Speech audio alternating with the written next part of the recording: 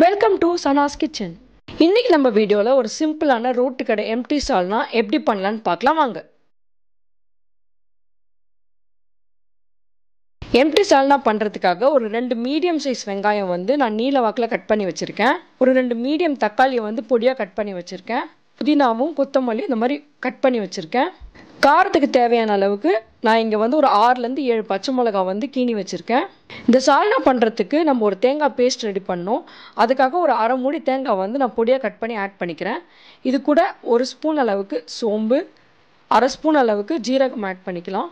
ஒரு சின்ன கப்பில் 5லேருந்து 6 முழு முந்திரி, அப்புறம் கசகசா 1 ஸ்பூன் அளவுக்கு நான் தண்ணி ஊற்றி ஊற வச்சுருக்கேன். இது ஒரு 20 நிமிஷம் ஊறினதுக்கப்புறம் இந்த தேங்காயோடு சேர்த்து நம்ம ஒரு பேஸ்ட் மாதிரி அரைச்சி எடுத்துக்கலாம். இப்போ சால்னா பண்ணுறதுக்காக ஒரு பேன் வச்சுட்டு 4 ஸ்பூன் அளவுக்கு நான் எண்ணெய் ஆட் பண்ணிக்கிறேன். இது கூட 2 பிரிஞ்சி இலை கசக்கி ஆட் பண்ணிக்கிறேன். 2லேருந்து 3 சின்ன துண்டு பட்டை, 2லேருந்து 3 கிராம்பு, ஒரு சின்ன பீஸ் அன்னாசிப்பூ, ஒரு சின்ன பீஸ் மராத்தி மொக்கு நான் இடித்து ஆட் பண்ணிக்கிறேன். 1/4 ஸ்பூன் அளவுக்கு சோம்பு ஆட் பண்ணிக்கலாம். இது லைட்டாக பொரிஞ்சதுக்கப்புறம் 1/2 ஸ்பூன் அளவுக்கு சில்லி பவுடர் ஆட் பண்ணி இந்த எண்ணெயில் நல்லா வதக்கி விட்டுடலாம். இந்த சால்னாக்கு ஒரு நல்ல கலர் கொடுக்கும். இந்த சில்லி பவுடரோட பச்சை ஸ்மெல் போனதுக்கப்புறம் நம்ம கீனி வச்சுருக்க பச்சை மிளகாய் இதில் ஆட் பண்ணி நல்லா வதக்கி விட்டுடலாம். ஒரு 1 நிமிஷம் இது நல்லா வதங்கினதுக்கப்புறம் பச்சை மிளகாவோட ஸ்மெல் நல்லா இந்த எண்ணெயில் இறங்கியிருக்கும். இந்த ஸ்டேஜில் நம்ம கட் பண்ணி வச்சுருக்க வெங்காயத்தை நான் கொஞ்சம் கசக்குனா மாதிரி ஆட் பண்ணிக்கிறேன்.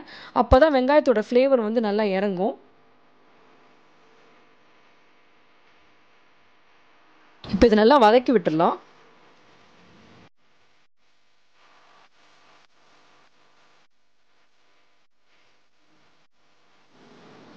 வெங்காயம் நல்லா வதங்கிறதுக்காக நான் கொஞ்சமாக உப்பு ஆட் பண்ணிக்கிறேன். நல்லா கலந்து விட்டுருங்க.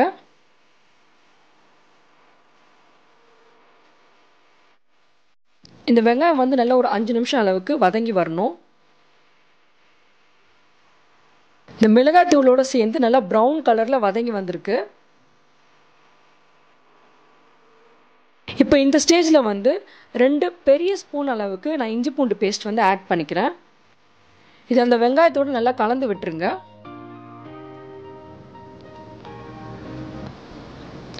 இஞ்சி பூண்டு பேஸ்ட்டோட ரா ஸ்மெல் போகணும். அது வரைக்கும் இது நல்லா வதக்கிக்கணும். இதை அடிப்பிடிக்காமல் இருக்கிறதுக்காக ஒரு 2 ஸ்பூன் அளவுக்கு நான் தண்ணி ஆட் பண்ணிக்கிறேன்.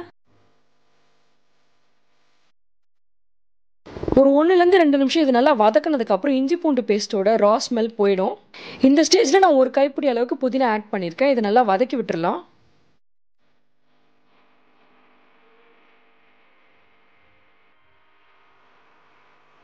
புதினா லைட்டாக வதங்கினதுக்கப்புறம் நம்ம எடுத்து வச்சுருக்க தக்காளி ஆட் பண்ணிக்கலாம். இது நல்லா கலந்து விட்டுருங்க. ஒரு 2-3 நிமிஷம் இது நல்லா வதங்கணும். அடிப்பிடிக்காமல் இருக்கிறதுக்கு அப்பப்போ லேசாக தண்ணி ஆட் பண்ணிக்கோங்க. இந்த வெங்காயம், தக்காளி, புதினா, பச்சை மிளகாலாம் சேர்ந்து நல்லா ஒரு தொக்கு கன்சிஸ்டன்சிக்கு வரணும்.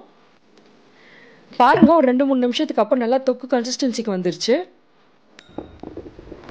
இப்போ இந்த ஸ்டேஜில் ஒரு அரை ஸ்பூன் அளவுக்கு மஞ்சள் தூள் ஆட் பண்ணிக்கிறேன்.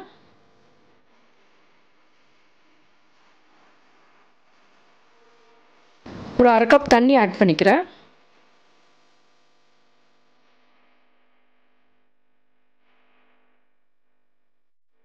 இந்த வெங்காயம் தக்காளி நல்லா ஒரு தொக்கு மாதிரி வந்ததுக்கப்புறம் நான் 1/2 ஸ்பூன் அளவுக்கு கடலை மாவு தண்ணியில் கரைச்சி வச்சுருக்கேன். ஒரு அரை கப் தண்ணி அளவில் அது நம்ம நல்லா இதில் கலந்துட்டு ஆட் பண்ணிக்கலாம்.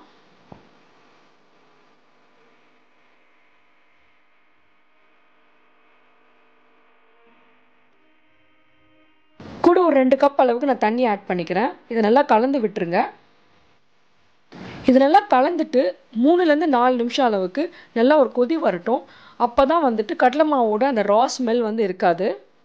3-4 நிமிஷம் இது நல்லா கொதி வந்ததுக்கப்புறம் இந்த கிரேவிக்கு உங்களுக்கு தேவையான அளவுக்கு தண்ணி ஆட் பண்ணிக்கலாம். நான் இதில் மொத்தமாக ஒரு 1 லிட்டர் தண்ணி ஆட் பண்ணுறேன். ஒரு 20லேருந்து 30 நிமிஷம் அளவுக்கு நான் இதை கொதிக்க விடுவேன். இந்த தண்ணி ஓரளவுக்கு சுண்டி வந்துடும். அதனால நான் 1 லிட்டர் அளவுக்கு தண்ணி ஆட் பண்ணி நல்லா கலந்து விட்டுறேன். கூடவே ஒரு கைப்பிடி அளவுக்கு கொத்தமல்லி, புதினா கட் பண்ணதை நான் ஆட் பண்ணி இதை க்ளோஸ் பண்ணி நல்லா கொதி விடலாம்.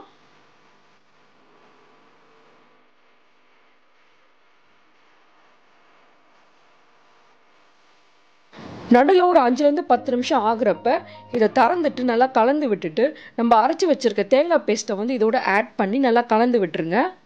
தேங்காய் பேஸ்ட் வந்து அங்கங்கே கெட்டியாக நிற்காமல் நல்லா இந்த கிரேவியோடு கலந்து விட்டுட்டு இது திரும்பி நம்ம வந்து கொதி விடலாம்.